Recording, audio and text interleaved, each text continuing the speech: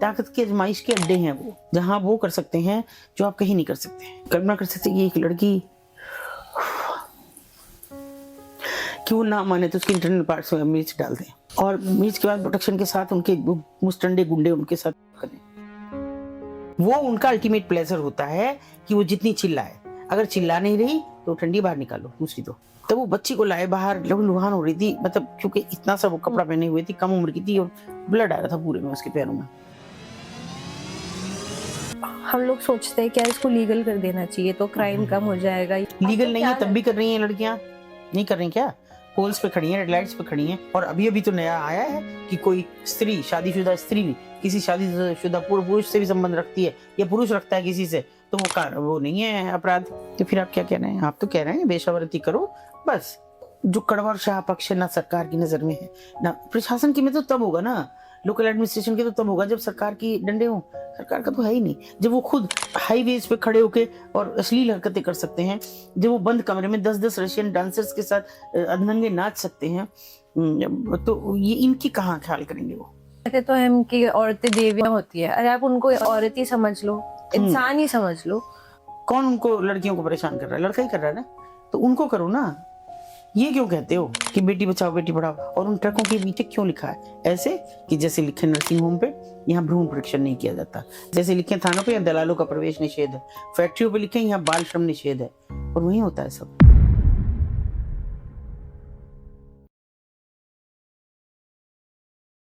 हर हर Mahadev ma'am, आपका बहुत बहुत स्वागत है हमारे शो इंस्पायर्ड फॉर इम्पैक्ट में। मैम हमारे लिए एक प्लेजर है आज टू सिट विद यू और आपसे सीखना, क्योंकि आइडियली आपने जितना काम अपने एंड से किया है ऐसे आई वुड से ऐसी सोसाइटी के लिए जिनको हम अपनी सोसाइटी का पार्ट मानते ही नहीं है, तो वो अपने आप में बहुत कमेंडेबल है। तो मैम मैं उस नोट से स्टार्ट करूंगी, क्योंकि किसी भी एक मेल्स के लिए तो खैर स्टिग्मा होता है, बट एक फीमेल के लिए हमारी सोसाइटी में और भी ज़्यादा डिफ़िकल्ट होती हैं चीज़ें। और आपने एक फीमेल होकर के रेड लाइट एरिया की दीदीज़ के लिए इतना काम किया, उनकी ज़िंदगी में इतना ज़्यादा बदलाव लाया, तो आपका ये जर्नी शुरू कैसे हुआ था मैम? एक्चुअली ये कोई मैं प्री प्लान नहीं था, कुछ सोचा हुआ भी नहीं था। और चूंकि मेरा घर, बस आप ऐसे समझ लीजिए कि जैसे हम यहाँ आए वो सामने हो, तो एक सड़क, आड़ी सड़क की दूरी थी मेरे घर से। और हमारा जो जगह है, जो घर है, उस एरिया में आज भी इतने बरस बाद भी, हम तो 62 के हो जाएंगे, तो आप समझिए कि जब हम 5 या 6 साल के रहे होंगे, स्कूल जाना शुरू किया, तो पहली हिदायत ये थी कि जब सड़क क्रॉस करके निकलो इस बाजार से तो ऊपर मत देखना। तो क्यूरियोसिटी होती है एक बच्चे को कि क्यों ना देखें, देखना भी था। तो तब फिर थोड़े बड़े होते रहे तो दुकानदार भी टोकने लगे, आसपास के लोग थे, बेटा तुम किसकी बेटी हो, ऊपर मत देखो, तुम तो अच्छे घर की लड़की हो। तो ऐसे भी बहुत सारी चीज़ें रही, और शायद कुछ ऊपर वाले की भी मर्जी थी कि मुझे वहीं जाना है और वहीं ये सब करना है। तो एक ये हुआ 8th या 9th क्लास में होंगे, और बहुत सारे सवाल हम भी पूछते थे अपनी मदर को कि क्यों नहीं देखें। तो बस उन्होंने पीछे छुड़ाने के लिए कह दिया कि वो खराब औरतें हैं, उनको नहीं देखना है। तो फिर भी मैंने पूछा क्यों खराब औरतें हैं। अब शायद उनके पास जवाब नहीं था, तो उन्होंने कहा कि वो बस नाच गाना करती हैं तो अच्छा नहीं है देखना। तो फिर भी मैंने कहा कि क्यों ना देखें भाई, आप भी तो नाचते हैं, शादी ब्याह में हमारे और परिवार की औरतें हैं, सभी नाचती गाती हैं। तो उन्होंने कहा कि भाई मेरे पे और जवाब नहीं है, और अब दोबारा पूछा तो थप्पड़ के अलावा कुछ नहीं मिलना। पिटाई भी हुई कई बार, ऐसा भी नहीं कि नहीं, वो जमाना तो पिटने पिटाने का था। तो फिर वही बात पूछ रही है, फिर वही पर फिर खींच लिया प्रभु ने ऊपर को। एक लड़की 8th क्लास में हम पढ़ते थे, तो एज यूजुअल देखना तो था ही ऐसे करके। तो हमें खटखट की कुछ आवाज़ सुनाई दी, एक लड़की उतर रही थी ऊपर से, और मेरे से निगाह मिली, वो भी पलट गई। लेकिन मुझे बहुत ज़्यादा ये उत्सुकता हुई कि मैं पूछूं तुम वहाँ क्यों, मेरी क्लास में पढ़ती थी वो। और मुझे तो बताया गया था कि वहाँ पढ़ने पढ़ाने का कोई रिवाज ही नहीं है, कोई बच्चा स्कूल नहीं जाता है, वहीं सब उसी जगह पे हैं, उसी एरिया में रहते हैं। तो मैं वो फिर स्कूल नहीं आई, मैंने 2-3 दिन उसका इंतज़ार भी किया। और फिर वो जब आई कई दिन बाद, तो मुझसे बच भी रही थी, और ऐसे कोई मेरी फ्रेंड नहीं थी, बैक बेंचर थी, और बस ऐसी क्लास में देख के कभी थोड़ा अलग तरह का हो कोई आदमी तो देख ही लेता, बस आँखी से चलती थी। तो मैंने उससे पूछा तुम वहाँ क्यों थी? मेरी तो मदर ने कहा कि वो ख़राब औरतें हैं, ख़राब जगह है, वहाँ नहीं, कोई स्कूल भी नहीं जाता है। तो मुझे शायद इतनी समझ नहीं थी, पर वो उस एरिया में रह के उतनी समझदार हो गई थी। उसने मुझे जवाब दिया, मुझे आज तक याद है कि उन ख़राब औरतों में से एक मेरी माँ है, और ये तो मेरा दुर्भाग्य है कि मैं वहाँ पैदा हुई, मगर ये मेरी अच्छी किस्मत है कि मैं बदसूरत और पैर से लंगड़ी पैदा हुई। मुझे पोलियो है बचपन से, तो इसलिए मुझे, मैं जो मेरी माँ करती है वो करने का मैं नहीं हूँ उस लायक। तो इसलिए मुझे पढ़ने की अनुमति मिल गई। तो ये मेरा अच्छा भाग्य भी है कि मैं ऐसे बदसूरत ना होती तो मैं भी वही काम करती जो मेरी माँ करती। तभी मुझे ये समझ नहीं आया कि क्या काम इसमें। मैंने बस इतना सोचा कि पैर खराब है तो नाच नहीं सकती, और शक्ल सूरत भी नहीं है तो इसलिए कोई पसंद नहीं करता होगा। पर मतलब कहीं न कहीं कुछ ना कुछ ऐसा होता रहा। फिर हमारी थोड़ी अलग तरह का स्वभाव भी था, और आप समझ सकते हैं आज से 48 साल पहले हमने लव मैरिज की फिर, और वो इतनी खतरनाक थी कि बहुत दिक्कतें हुई। मगर वो स्वभाव में शामिल था तो सब चीज़ें नॉर्मल हुई फिर, और 16 साल की उम्र में हमने शादी कर ली थी। तब कौन पूछता था बाल विवाह हो गए, कौन कह रहा है, कुछ नहीं। अब फिर वो एक नया शोषा हुआ कि हमारी बेटा हुआ भी जल्दी, मेरी 17 साल की उम्र थी, और हमारे पड़ोस में कोई महिला रहने आई। सुंदर सी थी, और आप समझ लीजिए मुझसे जस्ट डबल थी वो, मतलब वो 35 साल की और मैं 17 साल की थी। ना समझ थी इतनी ना। तब वो एक बार मेरे बच्चे को खिलाने लगी, आती जाती थी। अम्मा ने, मतलब हमारी सास ने बताया कि वो झाड़ू पोछा वोछा करती है, इतनी सुंदर सी औरत है, किसका परिवार है, कौन है ये, यहाँ के रही है।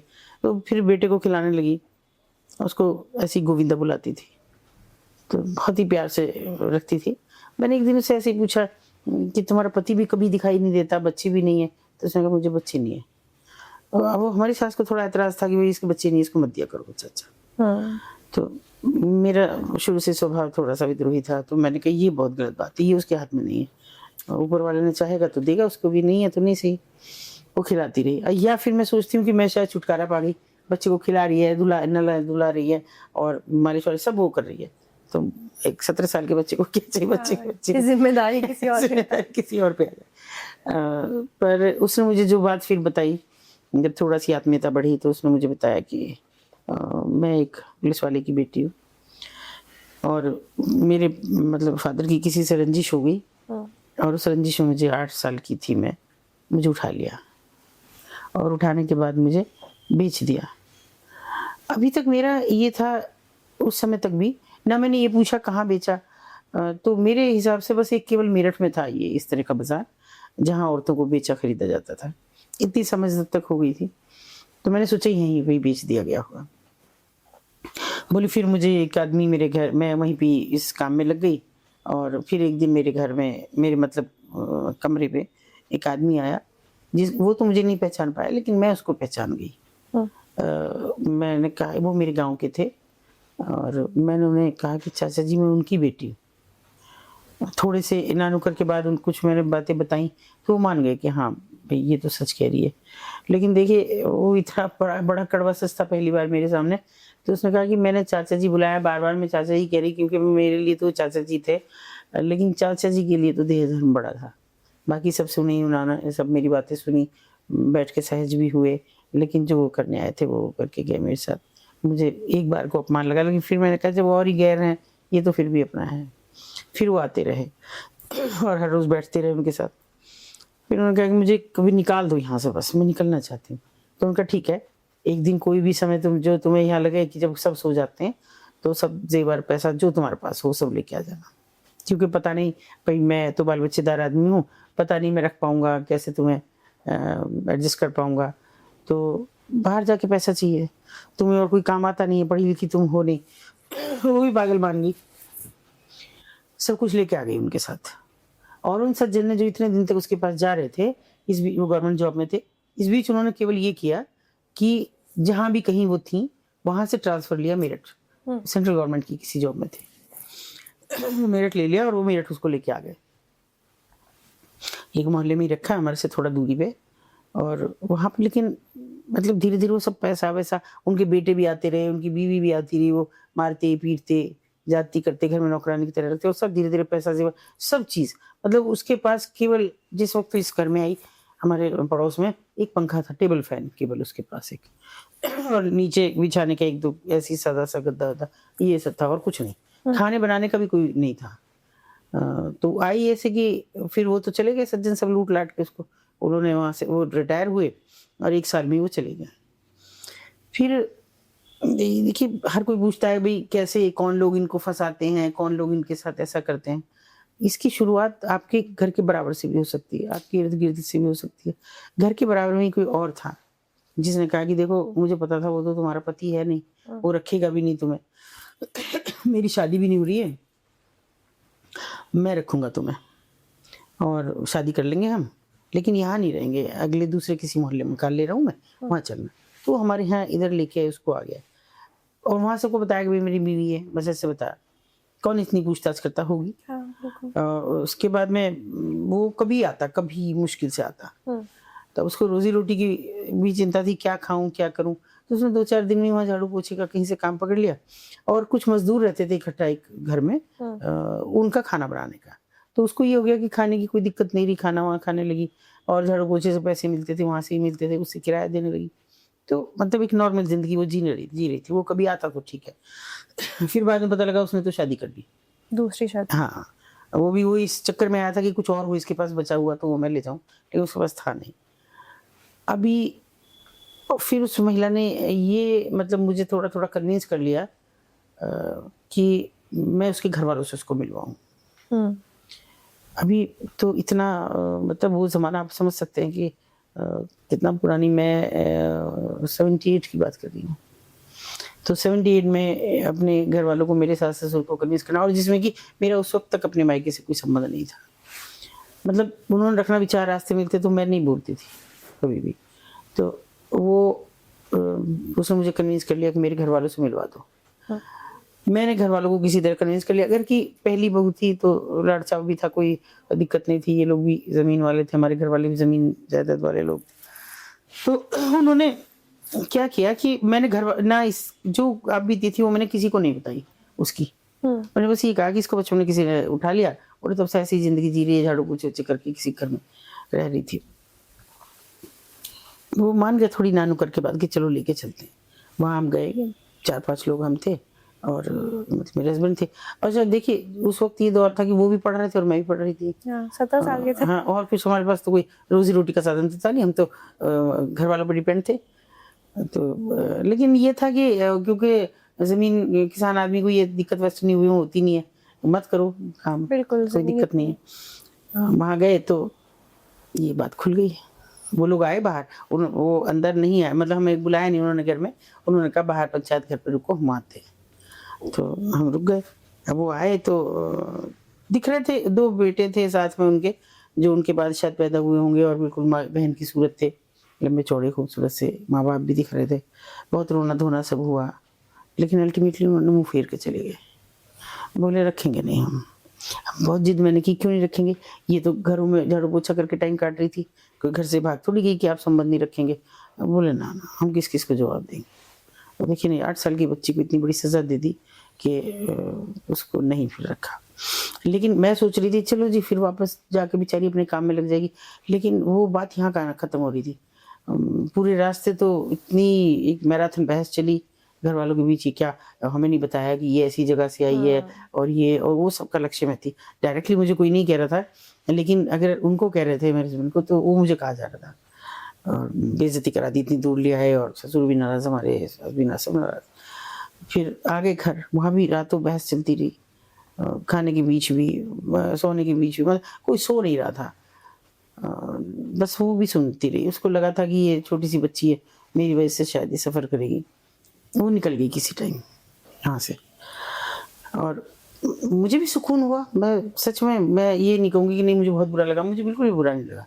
मुझे लगा कि चलो मेरी जान छूटी, अब चली गई। सामने देखती थी तो फिर वो मुझसे बात करती, फिर बच्चे को खिलाने आती, फिर मुझे डाँट पड़ती।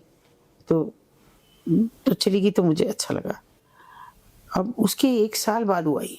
मतलब मुझे जैसे भगवान खींच-खींच के वहाँ ले जा रहा था, मुझे कभी चैन से रहने नहीं दिया। फिर 1 साल बाद वो आती है और बहुत अच्छे कपड़े वपड़े पहन के ठीक ठाक, और एक उसके साथ नौकर नुमा आदमी था और कुछ फल मिठाई विठाई वो लेके आई। और उसने कहा कि मैं भी ये बात मुझे दिमाग में नहीं की क्यों आई है, लेकिन उसने कहा कि तुम भूल गई, मैंने तो कहा था कि ये मेरे भाई है गोविंदा, मैं इसको टीका करने आई हूँ।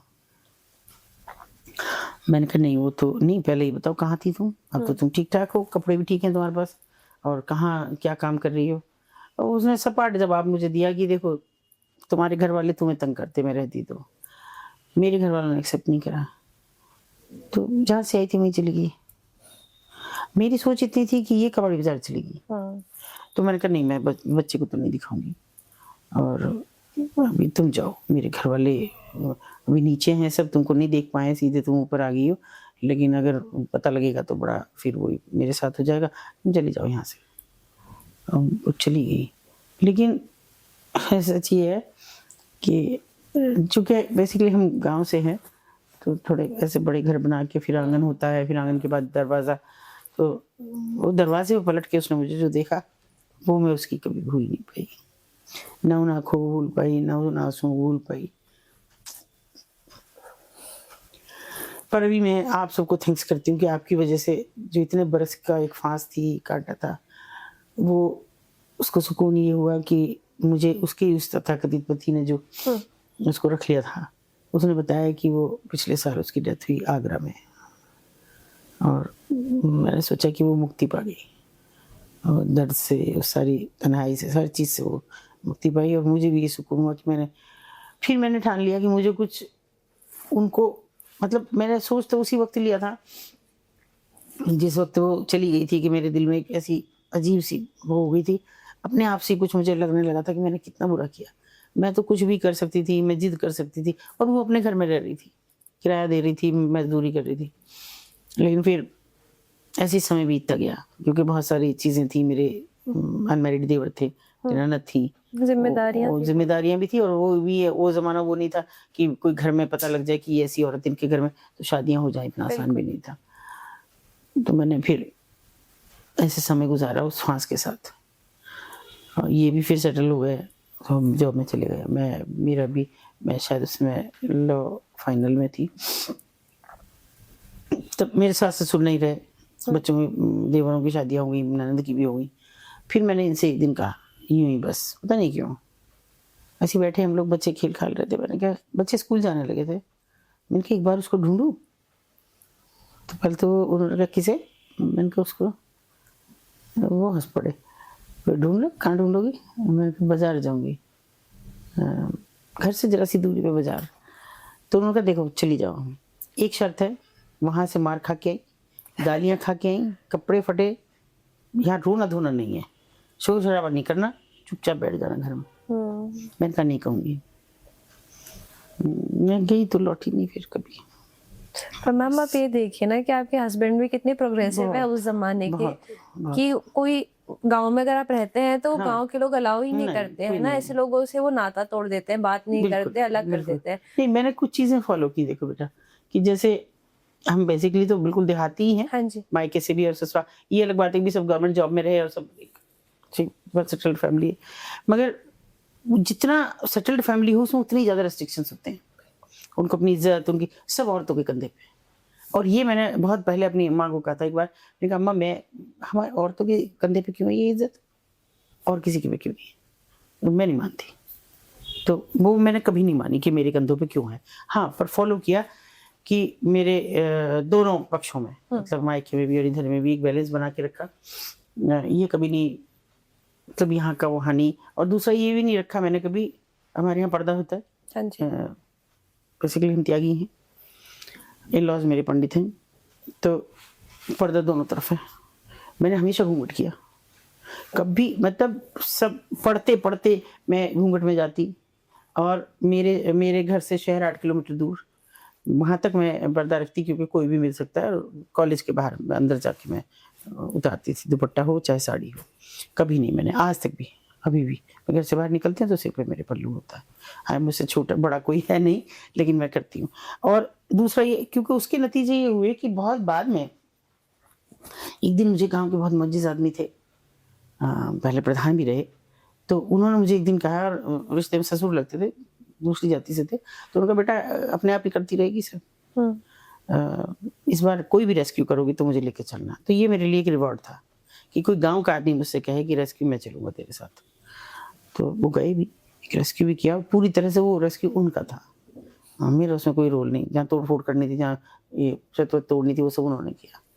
तो ये मेरे लिए था। दूसरा, मेरा कभी भी जो मेरे मायके को नाराज़गी थी वो रही नहीं, और वो मुझे पे आज भी घमंड करते हैं। वो कहते हैं कि हमारी बहन जैसी कोई है नहीं। और मेरे फैमिली ने तो बहुत ही किया, इतना ज़्यादा कभी मुड़ के नहीं देखा। मैं अपने बच्चों को समय नहीं दे सकी, लेकिन मेरे बच्चे वेल सेटल्ड है, IITian है मेरे बेटा और बहू भी। बेटी है मेरी वेल एजुकेटेड है और अच्छी जगह पे है। तो वो उनकी देन है, मेरी नहीं। तब वही है ना कि भगवान की कृपा ऐसी हो गई कि आपको लोग इतने अच्छे मिल गए कि आपका जो ड्रीम था वो आप पूरा कर पाए। क्योंकि अकेले होते और उस समय, आज के डेट में कोई नहीं सोच सकता ये करने के लिए, और आप उस समय से करते आ रहे। 30-35 साल ऑलमोस्ट हो गए, 31 ईयर्स हो गए आई थिंक अभी आपको। 32 हो गए पूरे, सोचिए। और इसमें ये भी था कि कोई ऐसा, मेरा कोई ऐसी कोई इंटेंशन नहीं थी कि मुझे वहां जाकर बड़ा रिफॉर्म करना है, कुछ करना, कुछ भी नहीं। मुझे केवल उसको ढूंढना था, कुछ नहीं करना था। हर जगह गई, निगाहें मेरी ये रहती, वो कहीं से दिख जाए, कहीं से आ जाए, क्योंकि पता ही नहीं था कहीं और भी ऐसा एरिया होता है। और पूछती औरतें क्यों आती हो, धंधा करना है, ये मुझसे सवाल पूछे गए। कोई ये भी कहती, बुजुर्ग थी, वो कहती बेटा तू क्यों आती है, अच्छे घर की लड़की दिखती है, अच्छे घर की बहू दिखती है, क्यों आती है यहाँ, यहाँ अच्छी औरतें नहीं है। पर मैंने उनसे कहा कि अम्मा मुझे एक मौका दे दो, मैं इन बच्चों को पढ़ाना चाहती हूँ, और पढ़ाने से मेरा कुछ लेना देना नहीं। मैम जैसे आप जब पहली बार गए होंगे वहां पर ऊपर, तो आपको एज अ, क्योंकि लड़कियों के लिए ना बहुत इमोशनल हो जाती है चीजें, है ना, आपने जब गए होंगे आप इमोशनल भी हुए होंगे, आपको समझ में भी नहीं आया होगा पहली बार जाकर के कि कैसा वहाँ पे सिनेरियो है, क्या हो रहा है, मुझे कुछ नहीं पता। तो वो दिन कैसा था आपके? देखिए पहले तो जैसे मैं गई वहाँ, बड़ा हिम्मत करके मैं गई, मैंने कहा जाऊंगी आज, जब कह दिया इन्होंने, और बताऊंगी भी नहीं मेरे साथ क्या हुआ वहाँ पे। तो पर पता नहीं क्यों मैं जवाब देने में हमेशा संकोच करती हूँ कि ऐसा कुछ हो ही नहीं। वह हल्का सा मैं कब खिड़की, जैसे ही मैंने सीढ़ी पैर रखना शुरू किया तो मुझे एक रिक्शे वाला दिखाई दिया। वो रिक्शे वाला जस्ट हमारे बराबर में रहता था, और अक्सर मैं उसकी रिक्शा में चली जाती थी। ये क्या कहेगा, मैं क्यों जा रही हूँ यहाँ। तो फिर मैंने कहा मुझे जाना है तो जाना, मुझे उसको देख। मेरे मन में केवल एक था कि मुझे उसे देखना है। मैं ऊपर चली गई और जाके कुछ देर तो ये देखती रही। तो अच्छा कौन हो, मैंने कहा ऐसी पास से आई हूँ। क्यों आई हूँ यहाँ, मैं कहा वैसे आपसे बात करने के लिए। हटो यहाँ से, चल बाहर निकल। मुझे धक्के दे के बाहर निकालेंगे। फिर मैं दूसरे पे चली गई। मैं आई नहीं शाम तक, और फोन के तो जमाने नहीं थे। लैंडलाइन पे फोन कहाँ करें वो मुझे। तो मुझे 4-5 बज गए। हर कमरे पे गई मैं, और हर कमरे पे मुझे कहीं धक्के मिले। किसी ने बिठाया, अभी बैठो, क्यों आई हो, अच्छा कोई घर में परेशानी है, सीधा सपाट। मैंने कहा नहीं तो धंधा करना है। मैंने कहा नहीं, ऐसे क्यों बोल रही हो, मैं तो मेरे सब ठीक है, अच्छे घर है मेरा, ऐसे में क्यों करूँ। तो फिर यहाँ क्यों आई, बहुत गंदे तरीके से उन्होंने कहा, यहाँ क्या ये करने आई हो। तो मैंने कहा नहीं। फिर मुझे कुछ नहीं सूझा। 3-4 दिन जब मैं गई तो मेरा वेल नोन फेस हो गई थी, और मुझे ऐसा लग रहा था कि अब ये सब मेरे पे हमलावर हो जाएंगी, किस दिन मुझे इकट्ठा मिलके पीटेंगी। धक्के भी दे रही थी, मुझे देखती ऊपर से देख रही है, बंद कर दो दरवाजे। जीने का दरवाजा बंद हो गया तो नहीं मैं जा पा रही, पीट रही हूँ, नहीं खोल रहा। फिर एक दिन मैंने कहा कि मैं कुछ गलत थोड़ी कर रही हूँ तुम्हारे साथ, मैं चाहती हूँ तुम्हारे बच्चों को पढ़ाऊँ। ये जो नीचे चाय की दुकान पे 24 घंटे लड़का खड़ा रहता है तुम्हारा, ये छोटे छोटे बच्चे यहाँ बैठी रहती है। समझ में मुझे आने लगा था कि यहाँ क्या हो रहा है। उन 5-6 दिन में कोई नाचना गाना हो नहीं रहा था। मैं पूरा पूरा दिन गुजार रही थी, मैं फिर भी रात को होता था। तो मैं बच्चों को पढ़ाने आई हूँ।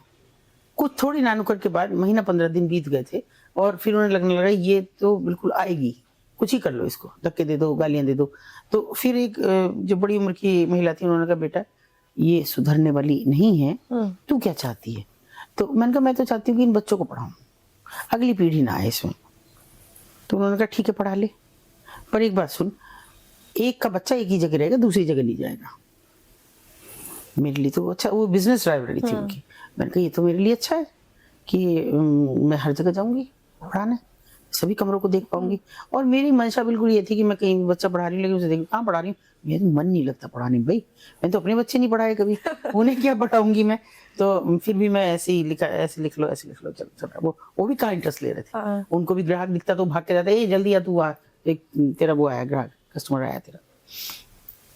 पर मुझे रास्ता मिल रहा था, मैं हर जगह जा रही थी। एक दिन में मैंने 5-5 6 कमरों पे गई और शाम हो जाती थी। 10 to 5 की तरह किया, बिल्कुल जॉब की तरह। और फिर ये होने लगा था कि भाई थोड़ा वो मुझे विश्वास कर रही थी, ये तो नुकसान तो पहुंचा नहीं रही कुछ भी, किसी की एजेंट भी नहीं है, ये पुलिस की एजेंट हो या कुछ हो, तो हमारे बच्चे पढ़ा रही है, कोई दिक्कत नहीं। मुझसे थोड़ा सा वो बड़ा, फिर मैं ऐसी मुझे 1 साल बीत गया समझो, कुछ नहीं किया मैंने ना, वो मुझे कहीं दिखी और बस वही बच्चों के नाम पे मैं लेके बैठती, घंटा 2 घंटा दिमाग चाटती चली आती। एक दिन एक लड़की ने मुझे रोका और उम्र में वो मुझसे बड़ी थी, काफी बड़ी थी, उसके 8-10 साल बड़ी होगी मुझसे, वो लगभग 40 की होगी उस समय। उसने मुझे कहा कि ऐसी आती रहेगी। मैंने कहा कैसे आऊँ, मैं तो बच्चे ही तो पढ़ा रही हूँ, वो मुझे दिख रहा है तो कितने बच्चे पढ़ा रही है। वो फिर वही नीचे जाते हैं, वही ग्राहक बुलाते हैं, वही सब काम करते हैं। और उसकी जबान से मुझे लगा कि थोड़ी पढ़ी लिखी है। तो मैंने कहा तुम पढ़ी लिखी हो? हाँ। मैंने सोचा ये चाहती है कि इन बच्चों को मैं पढ़ाऊं और मुझे शायद ट्यूशन फीस आ जाएगी, ये कुछ हो जाएगा। जितनी सोच थी इतनी बस। 28 साल की उम्र थी, कोई उम्र नहीं थी मेरी सुन। तो मैंने कहा भाई देख लो अब तुम मुझसे क्या चाहती हो, मैं तो कुछ कह नहीं रही। तुम्हें अगर इन्हें ट्यूशन पढ़ाना है, तुम पढ़ी लिखी हो, तुम भी पढ़ा लो और पैसे तुम ले लेना, मैं तो पैसे लेती नहीं हूँ। तो उसने कहा नहीं मुझे निकाल दो यहाँ से।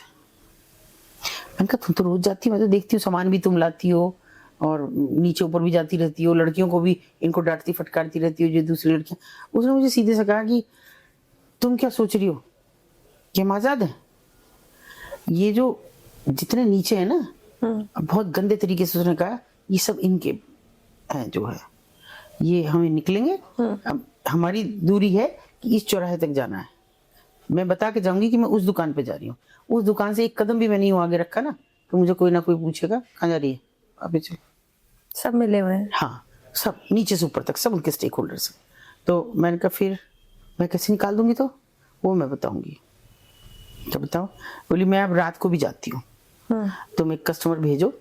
मैंने कहा मैं कस्टमर कहाँ से लाऊंगी? तो उसने कहा नहीं फर्जी, अपना कोई आदमी भेजो और वो 1000 रुपये जमा कर दे, अपनी आईडी जमा कर दे, मुझे सुबह तक ले जाए। और मैं कहा फिर? बोली शर्त है, अभी शर्त ये है कि मेरी बेटी इनके कब्जे में है, उसे निकाल दो।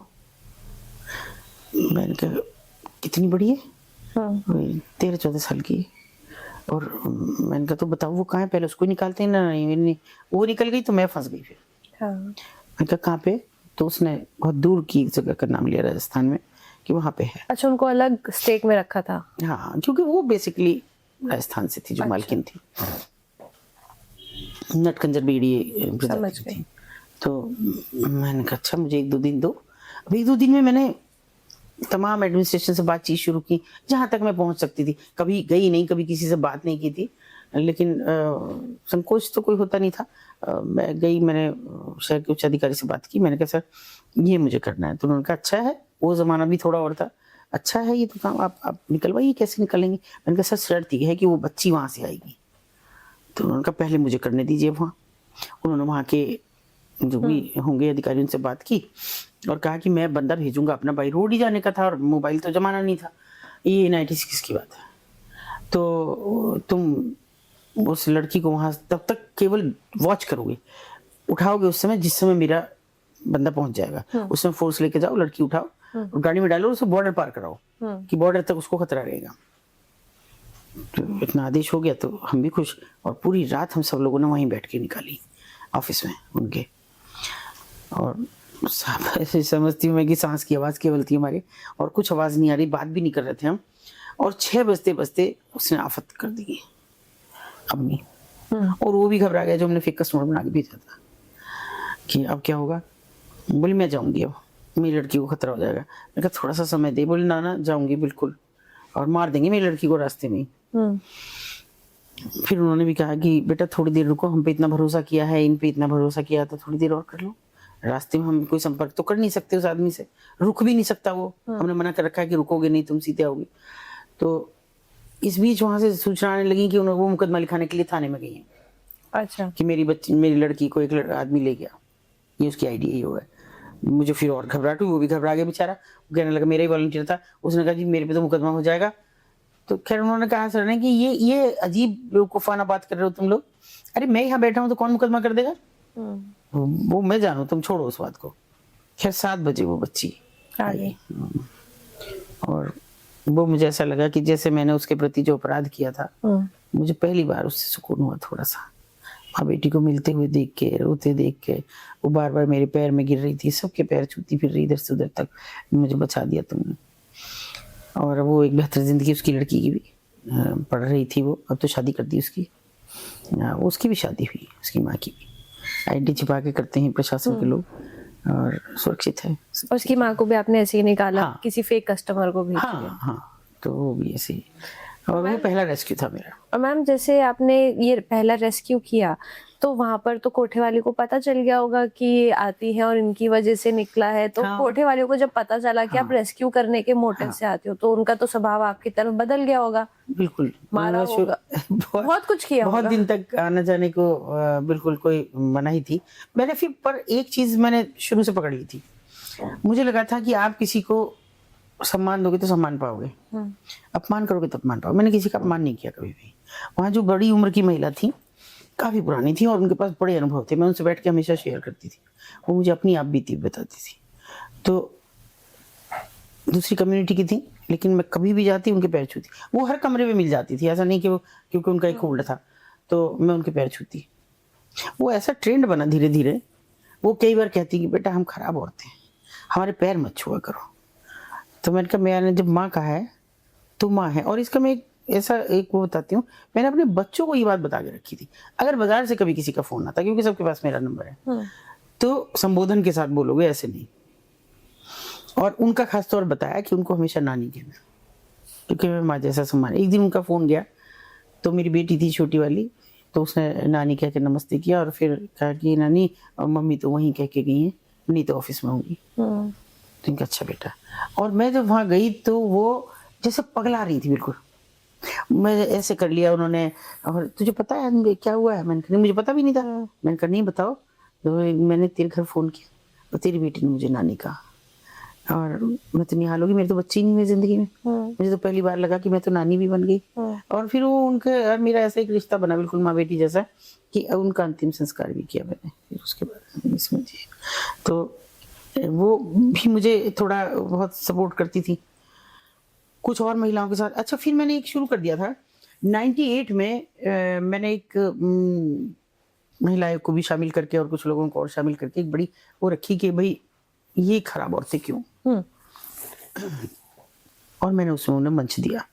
हाँ, कि जो प्रमुख 2-3 महिलाएं थी उनको वो संकोच कर रही थी, पर मैंने कहा कि बैठो। वो महिलाएं की सदस्य बैठी थी और लोग भी बैठे थे, तो उन्होंने कहा कि भाई ये तो गलत है। उन्होंने कहा पढ़ जाओ, गलत है तो कोई फर्क नहीं पड़ता मुझे कोई नेताओं की चापलूसी नहीं करनी, अधिकारियों की नहीं करनी। आपको जाना है तो जाओ, जिनके लिए कर रही है वो मंच पे क्यों नहीं बैठेंगी, वो अपनी बात क्यों नहीं कहेंगी आपसे। और फिर उन्होंने भी कहा, जो महिलाएं की थी वो बराबर उन्होंने रेस्पेक्ट देकर कहा कि नहीं, बिल्कुल पहला काम इनका कि ये बैठे यहाँ, हम तो भले ही सामने बैठ सकते हैं लेकिन इनको बैठना है। तो उसके बाद उनको ये हो गया था कि भाई इसने चलो एक रेस्क्यू किया, फिर भी किए मैंने। और करने के बाद मैं कोशिश करती कि अगले दिन वहां जरूर जाऊं, चाहे उन्होंने उस समय मुझे मारा, नोचा, कसोटा, कुछ भी किया, फिर मैं अगले दिन जाती, फिर आ गई तुम और फिर मेरे साथ ये करोगी।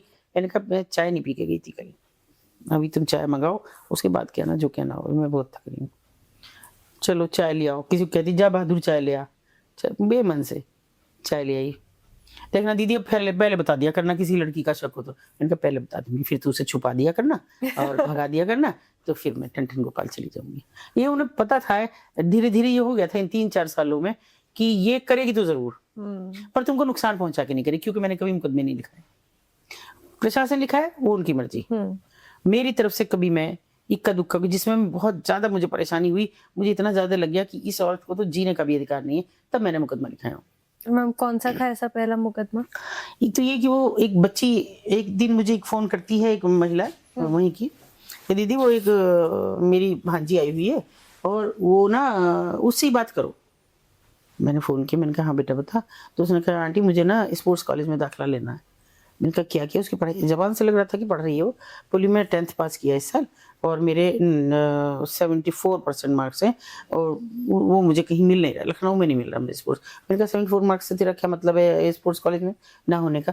मैंने कहा मैं कोशिश करती हूँ, लेकिन ऐसा कर अगर नहीं हो रहा है क्योंकि 20 सेशन है तो इस बीच यहाँ एडमिशन करा देती हूँ, तू फर्स्ट ईयर में यहाँ एडमिशन ले लेना और उसके बाद में इस बीच कोशिश करती रहूँगी तो ये लखनऊ करा दूँगी। कह रही ठीक है। मैंने अगले दिन फ़ोन वो लेके फार्मा वहाँ से, क्योंकि लखनऊ में तो होने का सवाल नहीं था, 20 सेशन था, सर्दियों के दिन थे। मैंने फिर लोकल एक अच्छे कॉलेज का लिया और मैंने फ़ोन किया, मैंने कहा वो मैं आ रही हूँ, इसकी फ़ोटो वोटो करा के रख लो और कुछ जो भी इसके हाई स्कूल के डॉक्यूमेंट्स मैं फॉर्म भर। बोले ना दीदी ये तो ना जा रही है, वो मना कर रही है, बोली मुझे ना पढ़ना, ऐसे कह रही है। मैं कहा अच्छा, मुझे अभी तक ये नहीं पता था ये किसकी बेटी है।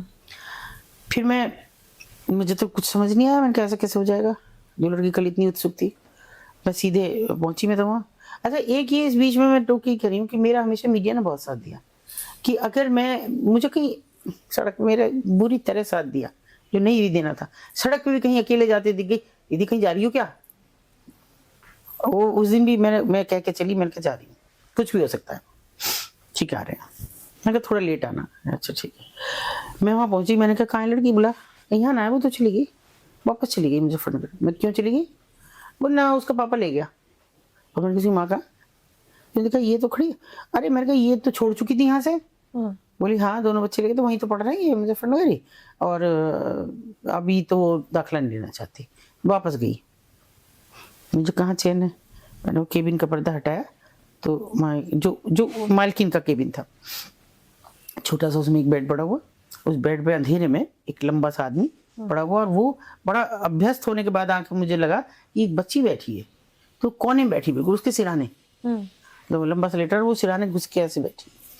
मैंने उसका बेटा, इस बीच मैंने एक फ़ोन किया तो मीडिया वाले से ऊपर आ गए, ऐसे कैसे उन्होंने फोटो खींचा, वो चिल्लाती रही और फोटो खींच रहे हो मेरी लड़की का, मेरा मैं ये कर दूंगी, मैं वो कर दूंगी। अरे मैंने कहा कुछ भी कर, जो करना हो। मैंने उस बच्ची को उठाया तो इतना सा एक शॉर्ट्स पहने हुए थी, छोटा सा एक टॉप पहने हुए थी, और वहाँ बैठी जो कल पूरे कपड़े में थी लड़की, अच्छी सी थी और सुंदर सी, कोरी चिट्टी बिल्कुल गोल मटोल सी बच्ची, 14-15 साल की। उसको मैंने जैसे तैसे खींचा, अब बहुत हुआ, बहुत बवाल हुए, वो देती रही हमें गालियाँ जितनी दे सकती थी, लेकिन मैंने कहा सुन भाई, मैं अब बिल्कुल झल्ला गई हूँ, इस बच्ची को तो नहीं, मेरी है, वो उसकी माँ भी बोले कि मेरी लड़की है, मैं कुछ भी कराऊँ इससे, मैं नहीं करा सकती, नाबालिग है ये, तुम नहीं करा सकती, कोई और करे ना करे, पर तुम तो बिल्कुल नहीं करा सकती, तुम्हें नहीं छोड़ूंगी।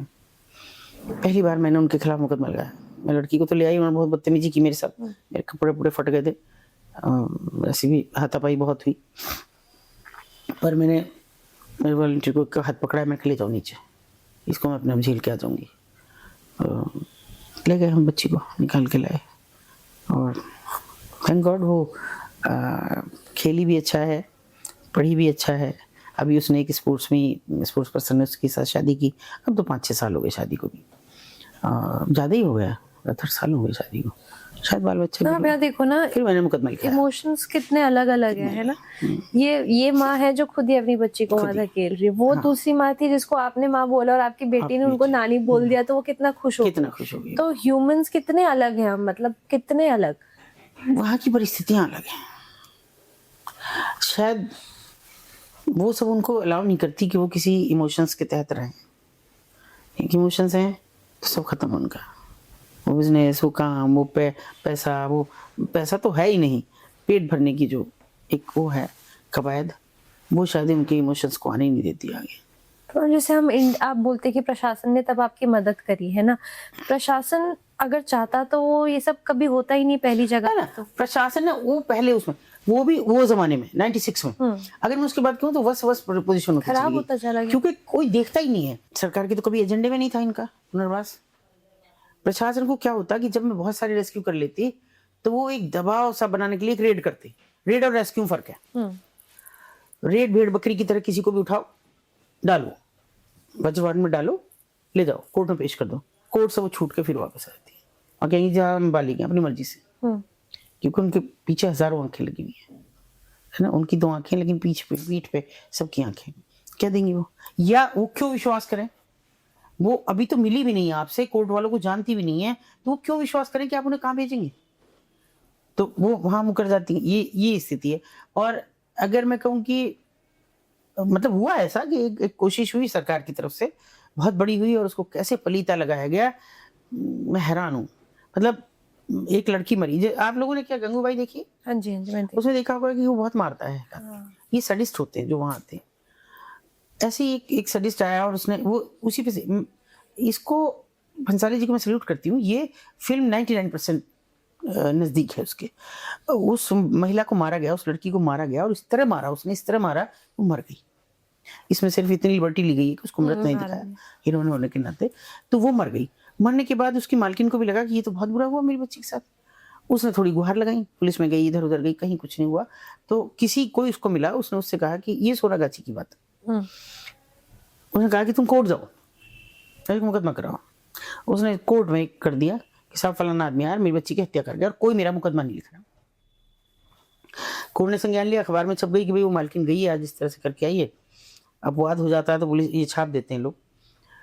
उसको सो मोटो सुप्रीम कोर्ट ने लिया संज्ञान में, और उन्होंने बहुत जल्दी सब करके एक एडवाइजरी जारी की कि सभी स्टेट्स अपने अपने यहाँ से 2-2 सोलिसिटर जनरल्स यहाँ भेजें, और उस पर कुछ मैराथन बहस होगी। बहस हुई, बहुत बहुत बढ़िया रिजल्ट निकल के आए। हम भी खुश, हमारे पास भी उसका ऑर्डर आया कि उसमें 24 ट्रेड तय किए गए। इन ट्रेड्स में इनको, चाहे वो ब्यूटी पार्लर हो, सिलाई कढ़ाई बुनाई, सब इनमें इनको ट्रेनिंग दी जाएगी।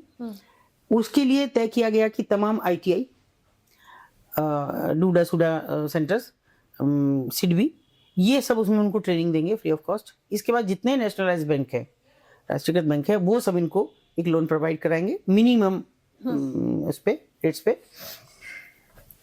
और काम के लिए सरस केंद्र हर जगह बने हुए, वहाँ इनके सामान को डिस्प्ले किया जाएगा। इनको रोजी रोटी का बना बहुत अच्छी वो थी, हमें भी खुश हुए हम भी। फिर हमारे पास एक दिन एक फ़ोन आता है कि मैडम कुछ महिलाओं के नाम दे दो, ट्रेनिंग होनी है। तब मुझे थोड़ा सा और भी विश्वास जमा। हमने 70 महिलाओं के नाम दिए जो आउटडेटेड थी, चले गए नाम, और फ़ोन नंबर भी दे दिए कुछ के जिनके पास थे। महीनों बीत गए, कोई बात ही नहीं हुई। फिर मैंने एक दिन फ़ोन किया उसी नंबर पे, मैंने कहा भाई आपके यहाँ से हमसे नंबर मांगे गए थे और फ़ोन कुछ महिलाओं का डाटा मांगा गया था, तो वो ट्रेनिंग कब है? बोले जी वो तो हो गई। इनका कब हुई? अरे आपको पता ही नहीं, उसका तो डाटा भी चला गया। मैं वहाँ गई, मैंने कहा भाई कौन कौन गई 3 में से, बताओ, मेरे बिना वो कहीं जाती नहीं है। तो बोले दीदी हम तो आपको बताए बिना कहीं भी नहीं जाएगा, हमें तो पता भी नहीं कहीं ट्रेनिंग होनी है। कोई नहीं ले गया। मैंने कहा फिर भी पता कर लो, सबको फ़ोन करो। सबको करे कि नहीं नहीं हमें तो कहीं नहीं बुलाया गया, ना हमें पता कि क्या ट्रेनिंग क्या नहीं। तो इसका मतलब ऐसे पलीता लगा के हर डिस्ट्रिक्ट से, हर स्टेट से माननीय सुप्रीम कोर्ट को ऑन पेपर सब हो गया, खत्म हो गया। ये सरकार की पहल है। अब इसमें भी अगर मैं कहूँ कि जैसे उसको मारा गया, उसने उसको पीट पीट के मारा, दीवारों में दे के मारा, ऐसे करके मारा, मतलब जो भी कर सकता था वो सब में। मगर इससे भी वर्स्ट पोजीशन होती है जो जिंदा रह जाए। वो मर गई मगर जो जिंदा रह जाए, क्या आप इमेजिन कर सकते हैं कि कितना गंदा सा आदमी हो, बूढ़ा हो, जिसकी शक्ल देखने को जी ना करे, और नाखून बढ़े हुए हों, काले हो रहे हों, गंदे, और वो पैर का अंगूठा डाले किसी के इंटरनल पार्ट्स में। और वो बच्ची, मैं संयोग से मैं वहाँ बैठी हूँ और मुझे केबिन से आवाज़ आई, केबिन क्या, पर्दे तो डले हुए हैं बस बीच में, इतनी सी जगह में 3 केबिन हो गए, एक गद्दा पड़ा हुआ है और पर्दा लटका, वो फटे पुराने पर्दे लटके हुए हैं जिनको हाथ लगाओ तो चीर के अलग हो जाए। और वो बच्ची चिल्लाई, मैंने कहा भाई बाहर लाओ उस बच्ची को, बहुत बुरी तरह चिल्ला रही, बाहर लेके आ, मैं इतनी बर्दाश्त नहीं कर सकती, मैं अंदर जाऊंगी तो फिर अच्छा नहीं होगा, मैं उस आदमी को मारूंगी और तुझे मारूंगी फिर मैं। तो इतने में वो आदमी निकल के आया, मैंने उसे रोका, मैं ऐसे निकल रहा था, मैंने ऐसे पैर कर दिया, रुकी यहाँ बैठ जा, नीचे बैठने लगा, मैं यहाँ बैठ नीचे। क्या किया उसके साथ, अरे हो गया साली बेकार दे दी, ऐसे गंदी तरीके से उसने जो कहा ना मुझे, बेकार, चिल्ला रही है। अब पर मुझे तो चिल्लाने में मजा आ रहा है।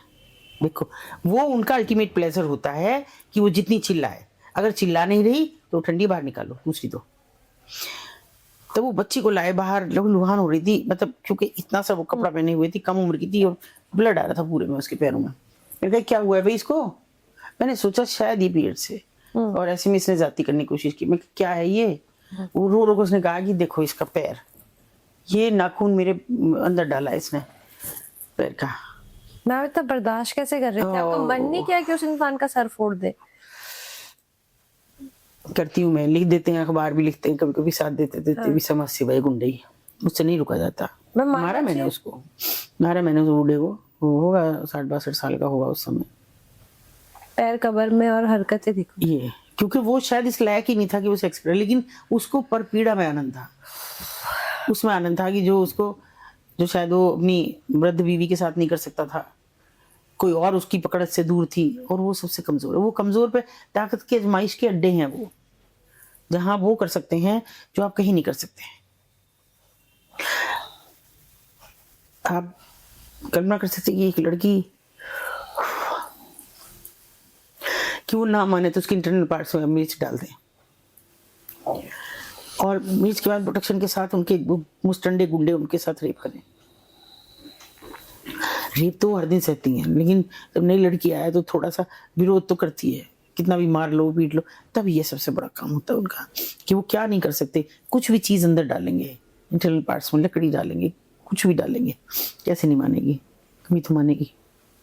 तो वो जो कड़वा और शाह पक्ष ना सरकार की नज़र में है ना प्रशासन की में, तो तब होगा ना, लोकल एडमिनिस्ट्रेशन के तो तब होगा जब सरकार की डंडे हों।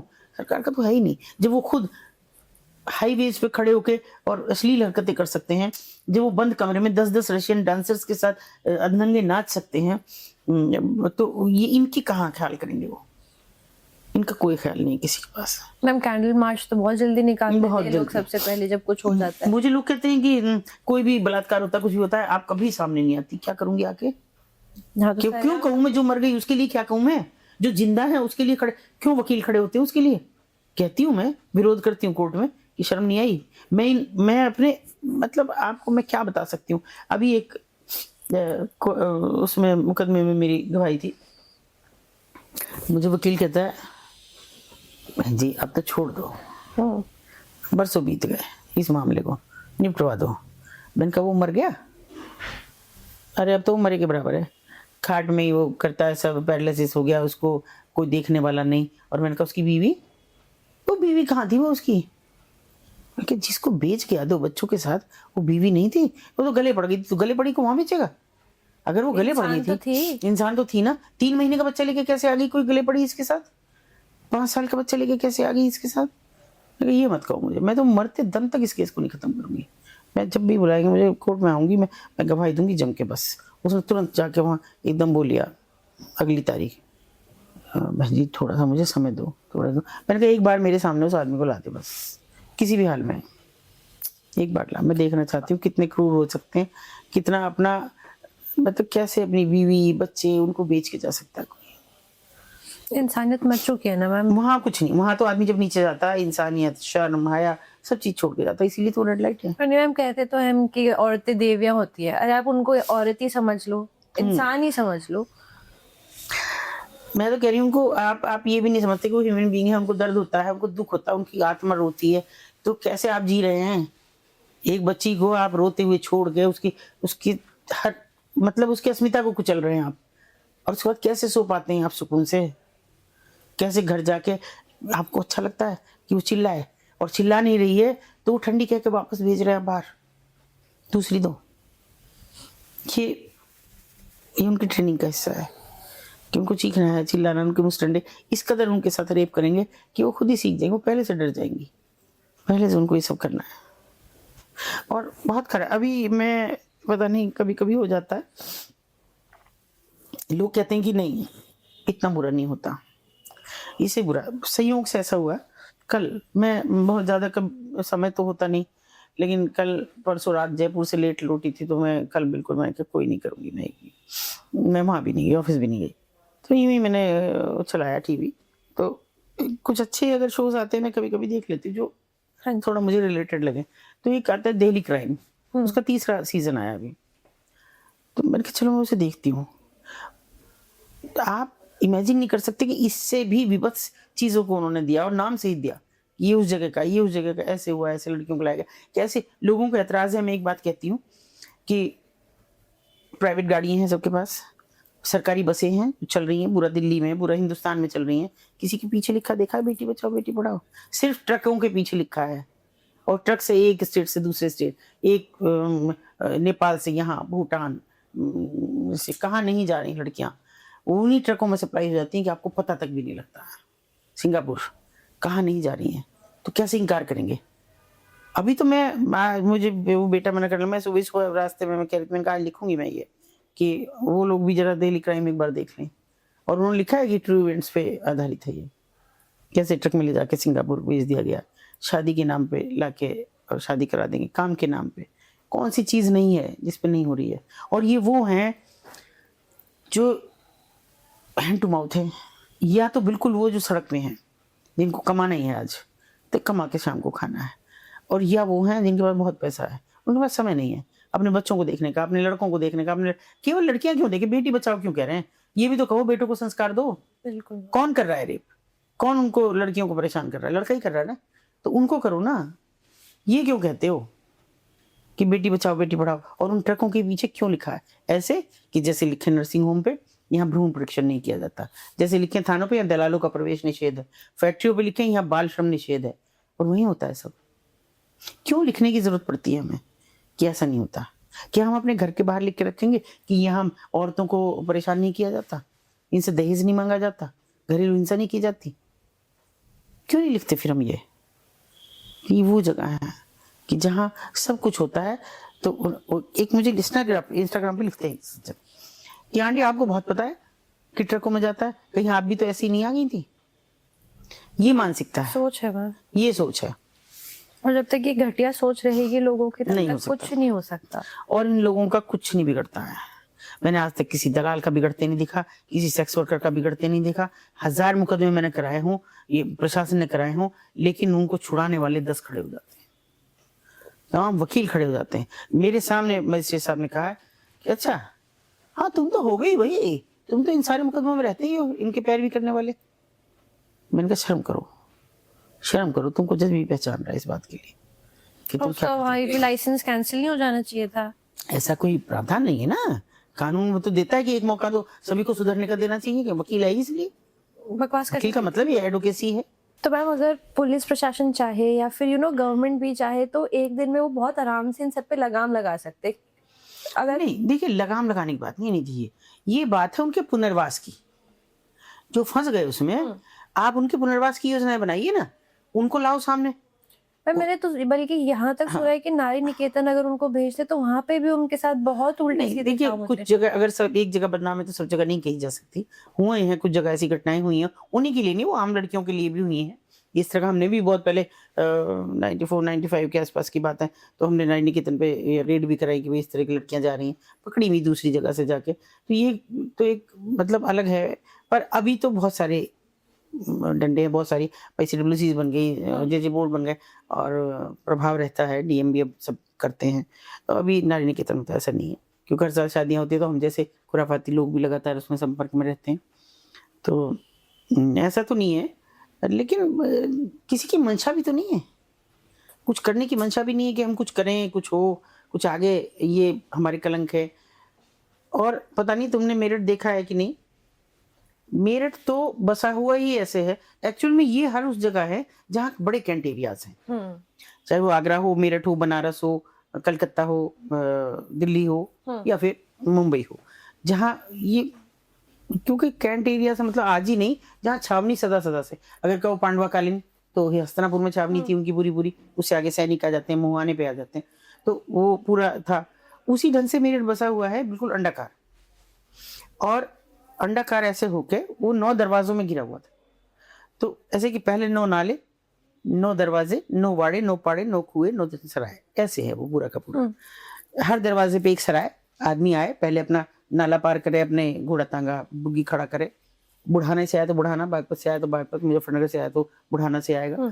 तो वो इस तरह का बसा हुआ था, ये उन्हीं गेट से आके। लेकिन अगर सबके एरो करें तो बीचों बीच रेड लाइट एरिया, हर आदमी को जाना है। और वो एक दाल मंडी, मतलब ये हर जगह दाल मंडी में बसाए गए। अभी रेड लाइट एरिया तो बहुत बाद में, अंग्रेजों के जमाने में इनको रेड लाइट एरिया कहने लगे, लेकिन उससे पहले ही दाल मंडी थे। तो उस जगह पर सब जगह बसे ये। वो कैसे भाई, उस समय डांस का था, मतलब मुजरा था, और दूसरी विधाएं थी, गाना राजस्थानी आए तो लटकन दरबेड़ियों का बहुत अच्छा गाना वाना उनका, गजले वजले का था। लेकिन धीरे धीरे मैं तो कहती हूँ मैं ऐसी दुर्भाग्यशाली हूँ जो प्रत्यक्षदर्शी हूँ इस बदलाव की। इसने नाचना गाना होते हुए भी देखा और देह व्यापार ही देखा।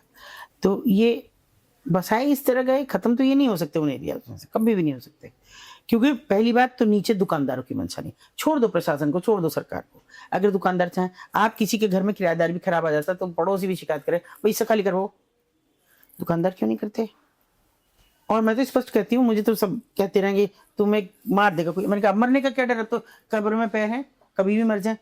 जैसे ये आपके लगे हुए हैं, बीचों बीच एक टाइल होगी पत्थर, वो उठा लो, नीचे दुकान में खुल जाता है, रेड हो रही हो, लड़कियां उतार दो, सीढ़ी उसकी रस्सी की बनी हुई एक लैडर होती है, झूल के उस पर उतर जाओ, नीचे चले जाओगे। फिर उस पर मैट बिछ गई, कौन देख रहा है कि ये कौन है? दुकान में भी कोई हो सकता है, दुकान में घुसोगे तो चोर ना कहलाओगे, किसी का ताला थोड़ी तोड़ सकते हैं हम। या फिर कोई लड़की जब नीचे आवश्यक से उतार दी पीछे, अब वो सड़क पर आराम से आके खड़ी हो रही है, तमाशा देख रही, हम उसे नहीं कह सकते कि तुम रेड लाइट एरिया में से, तो आम लड़की हो गई, आम महिला हो गई, वो नहीं कर सकते। क्योंकि अगर समाज का उसमें सपोर्ट ना हो, समाज क्यों चाहेगा? समाज की तो गंदगी है, वो तो कूड़ादान है जहां वो अपनी गंदगी डालने जाते हैं। उन्होंने तो मान रखा है कि ये कूड़ा है और वहीं आपको जाना है, वहीं आपने गीला कूड़ा सूखा कूड़ा के डब्बे बना दिए और एक डब्बा वो बना दिया जहां इंसान अपनी मानसिकता की गंदगी डालने जाता है, शारीरिक गंदगी डालने जाता है। अगर गंगूबाई देखिए तो इतना बड़ा एक चबूतरा जिस पर वो नहा रही है, और ये चबूतरा हर कमरे की पहचान है। उस चबूतरे पे देखो, तुमने देखा पर्दा है, कोई दरवाजा नहीं है, कुछ नहीं, और बाथरूम नहीं होती नहाने की, केवल टॉयलेट जाने के लिए होता है। नहाना आपको उसी पे बैठ के, खाना आपको उसी पे बैठ के, वहीं पे वो कंडोम फेंक के जाएगा यूज्ड, वहीं वो गुटखा थूक के जाएगा, वहीं और थूक के जाएगा, और वो वहीं बैठ के खाना खाती रहेगी। इमेजिन कर सकते हो कैसे में आप खाना तो छोड़ो, आप खड़े नहीं रह सकते। मैं तो ये सोचती हूँ वो अंदर से कितनी मर चुकी है वहाँ पे। होती है। बेशक उनको कोई बेच गया, गलती से आ गई, या जिस भी सर्कमस्टेंस में वो वहाँ पर आई, पर वो अंदर से तो बिल्कुल खत्म हो चुकी है। वो तो उसी वक्त मर जाती हैं जब वो ऊपर आके उन्हें पता लगता है कि तुम कहाँ आ गई और वापस का नहीं है तुम्हारे पास कोई रास्ता। जैसी कोई लड़की उतरती है, मैंने एक लड़की से कहा, बेटा तुम तो अभी बहुत कम उम्र की हो, निकलना चाहोगी? तो उसने ऐसे देखा मालकिन की तरफ, निकल जाऊं? मुझे तो ना झूठी हंसी हंसी एकदम मालकिन। मैंने कहा हंस क्यों रही है? वो तुझसे पूछ नहीं रही, तुझे बता रही है कि तू निकलने देगी मुझे, ये कहना चाह रही। नहीं दीदी ऐसी तो कोई बात नहीं। मैंने कहा ऐसी बात नहीं है। मैंने कहा बेटा तू छोड़ दे, मैं तुझे निकाल दूंगी। सोचती रही, फिर कहाँ जाऊंगी? मैंने कहा घर वालों को पता दे, वो नहीं रखेंगे मुझे। मैंने कहा क्यों नहीं रखेंगे? देखिए उसका जवाब क्या था, कहती मैं एक लड़के के साथ भाग गई थी, अब क्यों रखेंगे मुझे? और दुर्भाग्य ये मेरा और तुम्हारा कि वो वेस्टर्न यूपी की बच्ची थी कि भाग, अब मैं घर जाऊंगी तो वैसे भी तो मार ही देंगे, यहाँ जिंदा तो हूँ, चाहे कैसे भी जिंदा हूँ। देखिए वो मुझे यहाँ बेच के चला गया। तो कैसे उनके, तो उनका अंतर्मन इतना गुबार है, इतना दर्द है उसमें कि आप अगर छेड़ोगे या तो वो खुद को मार लें या दूसरे को मार दें। मैं बहुत समय लगता है। लोग कहते हैं, मैं आजकल देख रही हूँ मेरे बाद और लोगों के भी कुछ इंटरव्यूज हैं, कह रहे हैं हमने 4000 लड़कियां निकाली, हमने 10,000, मैं नहीं निकाल पाई, नहीं निकाल पाई मैं। मेरे लिए थी 562 लड़कियां भी ऐसी हैं जिनके लिए मुझे बड़ी महाभारत जैसी लड़ाई लड़नी पड़ी। महीनों उस लड़की को अपना मालकिन की नजरों से बच के उसके साथ आई कांटेक्ट स्थापित करना, उसको टच थेरेपी के जरिए उसको स्पर्श की ये दिखाना कि मैं तेरी हूँ, मैं तेरा साथ दूँ। किस पे होना भरोसा? अगर कोई लड़की किसी के साथ भाग के आई अपना करके, तो वो उसे अपना करके आई थी ना, किस पे फिर भरोसा करेगी? उससे ज्यादा जिसने अपने माँ बाप उसके लिए छोड़ दिए, अपने बहन भाई छोड़ दिए, और वो उसे वहां बेच जाए, तब दुनिया में उसके लिए कौन सी चीज है जिसपे वो भरोसा करेगी? कोई वो चीज नहीं है उसके पास। तो इसलिए वो तो सब अपने भरोसा, अपनी हर चीज, इच्छा, मर्यादा सब भूल के वहां है। क्योंकि पहले दिन जो थप्पड़ लगता है, एक बच्ची, मैं उसको ठीक से नहीं एक्सप्रेस कर पाती, 15-16 साल की उम्र में मर गई थी, और वो बहुत अच्छी घर की थी। बहुत मन्नतों के बाद वो कलकत्ता में कहीं पैदा हुई। इतना उसे पता है कि मैं कलकत्ता की हूँ। और माँ, क्योंकि बहुत जैसा उसे लगता था हमेशा माँ को, जो वो बताती थी कि मेरी मम्मी रोज मुझे वो लगाती थी रोली पैर में मेरे, और कहती थी माँ दुर्गा का आशीर्वाद है, ये तो रोली जरूर लगाऊंगी। लाने के बाद मुझे रोली लगाती थी। फिर मैं स्कूल गई, स्कूल जाने लगी तो मेरी माँ ने मना करा कि तुम स्कूल मत भेजो, घर में पढ़ाएंगे। लेकिन मेरे बाबा मुझे स्कूल में छोड़ आए। और जो हमारे घर में काम करता था उससे क्या है, दोपहर को मुझे टाइम नहीं मिलेगा, इसे जल्दी ले जाना, छुट्टी आज पहला दिन है। तो जब मैं तैयार होकर चलने लगी तो मेरी माँ को याद आया आज रोली नहीं लगाई, क्योंकि मैंने शूज़ पहन लिए थे। तो मेरे बाबा ने डांटा कि अभी स्कूल में रोली लगा के नहीं जाएगी, अब नहीं जूते उतार रहा। और मैं फिर कभी गई नहीं वापस। घर का नौकर वो बेच गया, और वहीं कोई नरपिशाच से ये एड्स जैसी बीमारी दे गया। और उसने उस समय पहली बार ये कहा, वो मुझसे बात नहीं करती थी, मैं बहुत उसे अपने कई बार मैंने सीने से भी लगाया, कई बार का बेटा एक बार तो बता अपने बारे में, तो इतनी अच्छी लगती है मुझे कि मैं तुझे अपने घर भी रख लूँगी निकाल के। उसने उस पहली बार मालकिन से कहा कि उनको बुला दूंगा। मैं गई, बिल्कुल मरना सा थी, और उसने मुझे कहा कि मेरा ये है हथेली खोली, तो उसमें एक रोली की डब्बी थी। मालकिन ने बताया कि हमेशा साथ रखती है इसे, और ये कह रही है कि मेरी माँ दरवाजे पे खड़ी होगी आज तक मेरा इंतजार करके रोली लगाने के लिए। तो मैं जा रही हूँ, कभी मेरी माँ मिले तो तुम मुझे उसे बता देना कि तुमने रोली लगाई थी, मेरे पैर में रोली लगा देना।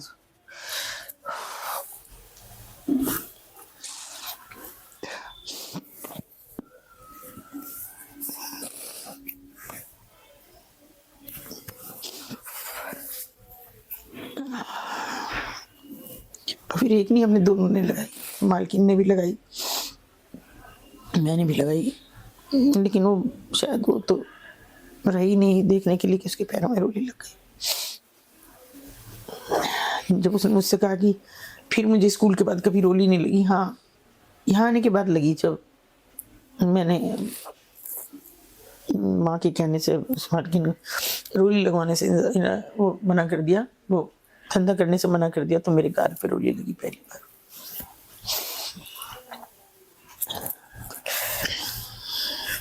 कट करते हैं।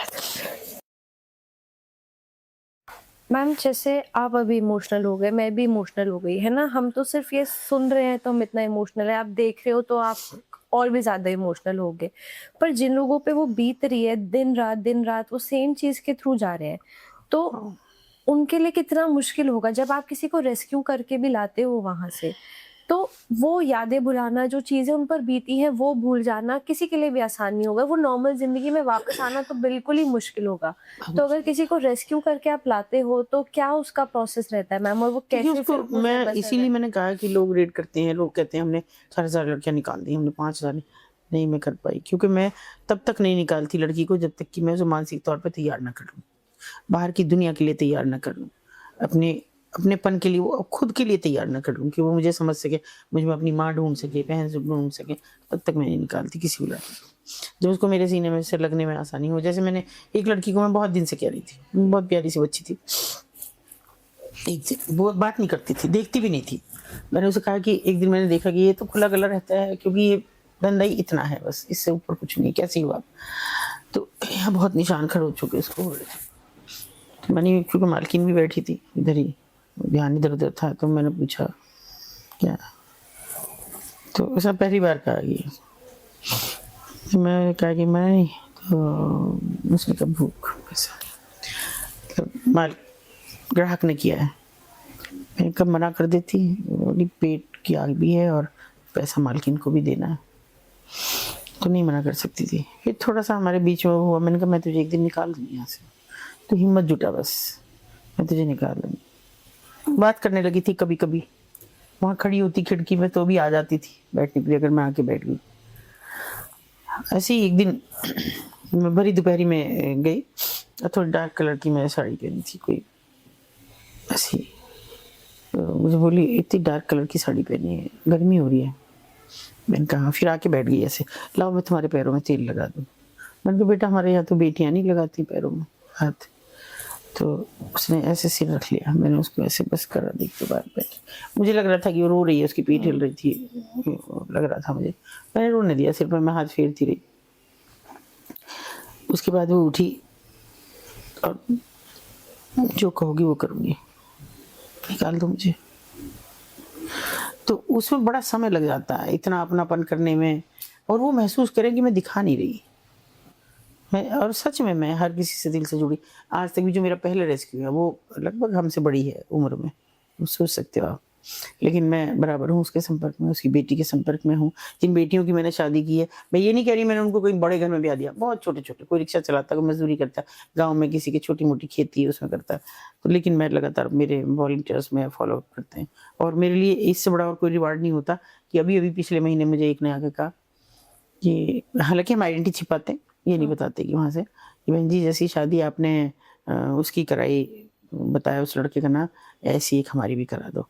मेरे लड़के की भी इतनी बढ़िया है, देखो जी भाषा भी बहुत दिन बाद सीखी, आसामी थी वो लड़की, और अब तो इतना काम करती है, घूंघट भी निकालती है, गाय भैंसों का भी सारा वही करती है, और हंसती रहती है। सबसे बड़ी बात ये कि हंसती रहती है, कभी गुस्सा भी नहीं करती, थकने की भी वो नहीं करती, और अपने घर को संभाल रखा है। ऐसी कोई संभालने वाली ला दो, मेरे भी वो नहीं है बच्चे की माँ, तो उसकी शादी हो जाएगी तो हमें घर में रोटी मिल जाएगी। तो मेरे लिए बहुत बड़ा रिवार्ड होता है कि मेरी एक बच्ची गई तो उसने वो घर संभाल लिया। मुझे आज तक अपनी किसी बच्ची का ये नहीं आया, शिकायत आई हो शादी करके, मैंने ज़्यादातर शादी कराई या फिर घर बेचा, कि ये शिकायत आई हो कि भाई ये तो ऐसी है।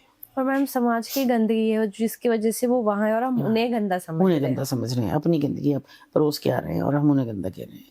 तो मुझे किसी लड़की का ऐसा नहीं मिला।